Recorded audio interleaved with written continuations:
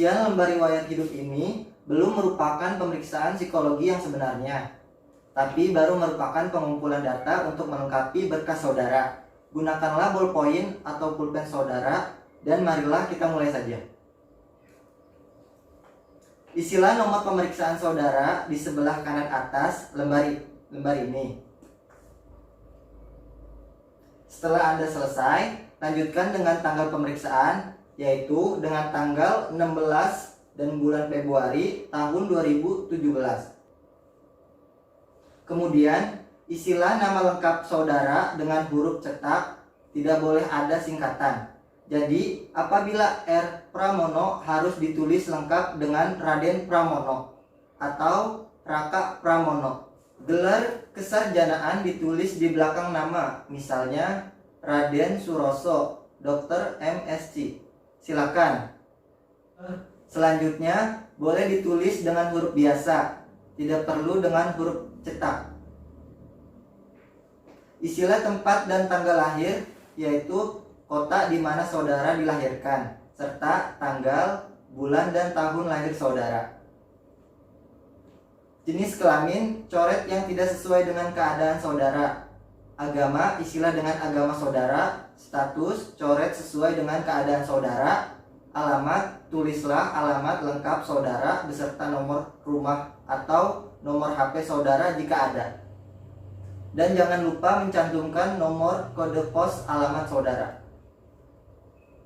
Untuk nama ayah, isilah dengan nama lengkap ayah, dengan huruf cetak dan gelar kesarjanaan di belakang nama. Jika ayah saudara telah meninggal, tulislah almarhum di antara tanda kurung di belakang nama ayah. Pekerjaan, isilah dengan pekerjaan ayah, misalnya pensiunan, PNS, pegawai Freeport, TNI Angkatan Darat, dan sebagainya. Jika ayah saudara telah meninggal, tulislah pekerjaan terakhir ayah saudara. Alamat ayah, jika sama dengan saudara, cukup ditulis dengan item Anda. Jika beda, tulislah alamat ayah saudara dengan lengkap, termasuk kode pos dan nomor teleponnya jika ada. Jika ayah saudara telah meninggal dunia, alamatnya dicoret saja. Untuk nama ibu, isilah dengan nama kecil ibu, bukan nyonya, mengikuti nama ayah. Jika telah meninggal, tulislah almarhumah di antara tanda kurung di belakang nama ibu. Tulislah pekerjaan ibu jika ibu bekerja. Jika tidak bekerja, tulislah ibu rumah tangga. Alamat ibu, jika serumah dengan saudara, cukup tulis dengan item Anda. Jika sama dengan anak ayah, tulislah item ayah. Namun, jika berbeda, tulislah alamat ibu saudara dengan lengkap, termasuk kode pos dan nomor teleponnya jika ada. Jika ibu saudara telah meninggal dunia, alamatnya dicoret saja. Jika telah selesai, marilah kita lanjutkan lagi. Di bawah garis itu terdapat beberapa judul yang berbeda. Yang pertama yaitu pendidikan. Di sini telah tercetak kolom-kolom nama sekolah, bagian, tempat, dan tahun lulus. Pada kolom nama sekolah, tulislah nama sekolah, misalnya SDN Karangharja 01, tempat atau dan kotanya di mana, dan tahun lulus tahun berapa. Sejajar dengan SMP, tulislah nama SMP saudara, tempat atau kotanya di mana, dan tahun lulus berapa. Sejajar dengan SMA, tulislah nama SMA saudara, tempat atau kotanya di mana, dan tahun lulus tahun berapa. Di belakang tahun lulus harap dituliskan jurusan yang ditempuh di SMA, misalnya IPA, IPS, atau bahasa. Sejajar dengan perguruan tinggi, pada kolom nama sekolah dituliskan nama universitas atau sekolah tinggi atau akademi. Di kolom bagian, tulislah fakultas dan jurusan, tempat dan tahun lulus seperti tadi. Jika belum lulus, di belakang tahun lulus harap dituliskan sampai semester berapa. Yang kedua, kursus atau upgrading. Apabila saudara pernah mengikuti beberapa kursus, tulislah 3 kursus paling utama yang pernah saudara ikuti. Macam kasusnya apa? Misalnya komputer, programming, tata buku, internet, bahasa Inggris, dan lain-lain. Tempat kursus yaitu kota di mana kursus itu diselenggarakan. Lamanya kursus berapa bulan, pada tahun berapa, atau dari tahun berapa sampai tahun berapa. Dan instansi penyelenggaraan apa? Misalnya trade, EF, les, privat, dan lain-lain. Jika tidak pernah mengikuti kursus, harap coret seluruhnya. Yang ketiga yaitu pengalaman bekerja. Bagi saudara yang pernah bekerja pada sebuah instansi tertentu, tulislah pengalaman bekerja yang penting saja. Tulis macam pekerjaan atau nama instansi tempat saudara bekerja, tempat atau kotanya di mana, pangkat atau jabatan saudara apa, dan lama kerja berapa bulan atau tahun, atau dari tahun berapa sampai tahun berapa.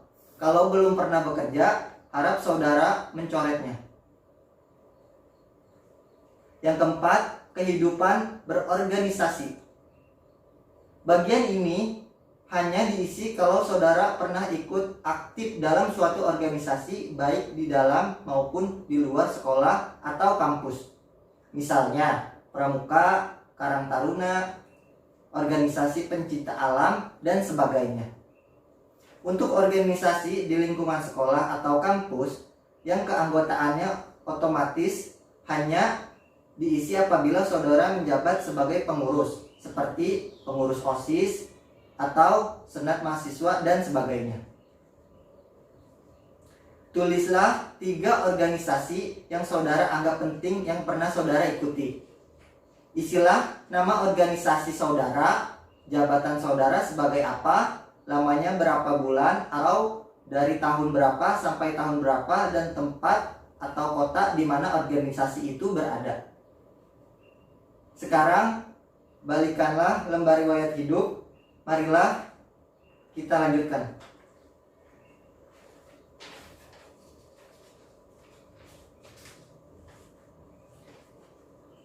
Yang kelima yaitu olahraga. Di bagian ini pengertian aktif dan pasif. Yang dimaksud dengan aktif adalah bahwa olahraga itu sampai dengan saat ini masih tetap saudara lakukan. Sedangkan pasif adalah bahwa dahulu olahraga itu pernah saudara lakukan tetapi sekarang tidak dilakukan lagi. Tuliskan macam olahraga yang saudara lakukan dan di belakangnya tulis aktif atau pasif di antara tanda kurung. Yang keenam yaitu kesenian. Cara mengisinya sama dengan nomor 5. Silakan saudara isi. Yang ketujuh yaitu kegemaran atau hobi. Yang dimaksud dengan kegemaran atau hobi adalah kegiatan produktif yang saudara lakukan pada waktu senggang, misalnya memasak, berkebun, mengumpulkan perangko, membuat alat-alat elektronik, dan lain sebagainya. Yang kedelapan yaitu cita-cita. Harap saudara isi dengan cita-cita yang konkret atau real. Misalnya ingin jadi insinyur, dokter, tentara, dan sebagainya. Jangan menuliskan ingin menjadi warga negara yang berguna bagi bangsa dan negara, ingin menjadi ayah atau ibu yang bijaksana, dan sebagainya. Karena cita-cita semacam itu terlalu umum dan kabur. Yang kesembilan, saya anak ke. Di sini isilah dengan urutan atau kedudukan saudara dalam keluarga, apakah anak ke-1, ke-2, ke-3, atau keberapa, terutama saudara sekandung. Kalau saudara anak ke-1, maka kolom kakak dicoret semua. Saudara hanya mengisi kolom adik jika saudara mempunyai adik. Mulailah mengisi lembar jenis kelamin adik yang pertama dengan melingkari huruf L untuk laki-laki dan huruf P untuk perempuan. Kemudian tulislah di kolom pekerjaan atau sekolah, instansi dan jabatannya. kalau sudah bekerja atau sekolahnya, dan kelas atau semester berapa jika masih sekolah. Lanjutkan sampai dengan adik saudara yang paling kecil. Jika saudara anak ketiga, maka kolom kakak harus saudara isi dengan data kakak saudara. Lingkarilah jenis kelamin kakak saudara, kemudian isilah kolom pekerjaan atau sekolahan seperti yang saya jelaskan tadi. Lanjutkan dengan kolom adik apabila saudara mempunyai adik. Jika saudara tidak mempunyai adik, harap kolom adik dicoret seluruhnya. Kalau saudara anak tunggal, kolom kakak dan kolom adik dicoret seluruhnya. Yang ke-10 yaitu, apakah saudara pernah sakit keras? Nah, pertanyaan ini harap dijawab. Jika saudara pernah sakit keras, yaitu sakit yang memerlukan perawatan lama atau intensif atau yang dirasakan berat. Coretlah kata tidak, demikian sebaliknya. Jika saudara pernah sakit keras, jawablah pertanyaan-pertanyaan di bawahnya. Tulislah apa penyakit saudara, bila mana terjadinya, dan apa akibat dari penyakit saudara tersebut, baik akibat fisik maupun akibat psikis. Jika tidak pernah sakit keras, coretlah pertanyaan di bawahnya. Yang ke-11, apakah saudara pernah mengalami kecelakaan berat? Yang dimaksud dalam kecelakaan berat adalah kecelakaan yang menimbulkan cacat yang masih dirasakan akibatnya saat ini, atau yang harus dirawat di rumah atau rumah sakit dalam waktu yang cukup lama. Jika pernah, coretlah kata tidak, dan jika tidak pernah, coretlah kata pernah. Jika pernah kecelakaan berat, jawablah pertanyaan-pertanyaan di bawahnya.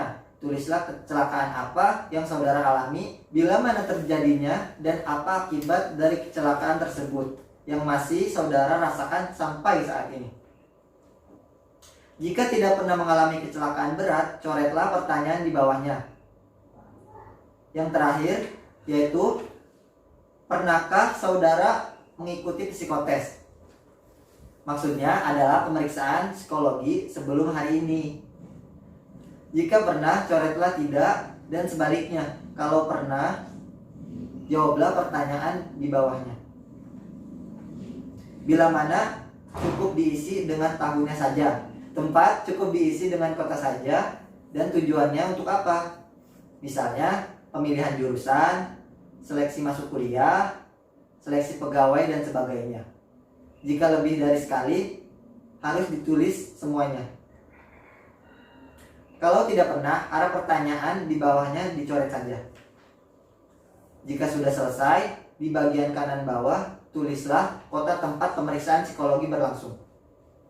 Seperti tanggal, bulan, dan tahun. Kemudian, saudara harus tanda tangan dan diberi nama yang jelas. Baiklah, saudara-saudara, pengisian lembar riwayat hidup selesai. Letakkan alat tulis saudara dan telitilah kembali apa yang sudah saudara tulis. Jika sudah selesai, letakkanlah lembar riwayat hidup itu di sisi meja yang kosong untuk dikumpulkan. Sekarang kita akan mulai dengan pemeriksaan psikologi yang sebenarnya. Sekian pemeriksaan psikologi pada hari ini. Terima kasih atas kerjasama yang telah kita lakukan bersama. Semoga apa yang saudara jalani pada hari ini dapat bermanfaat bagi kehidupan saudara di masa yang akan datang. Terima kasih.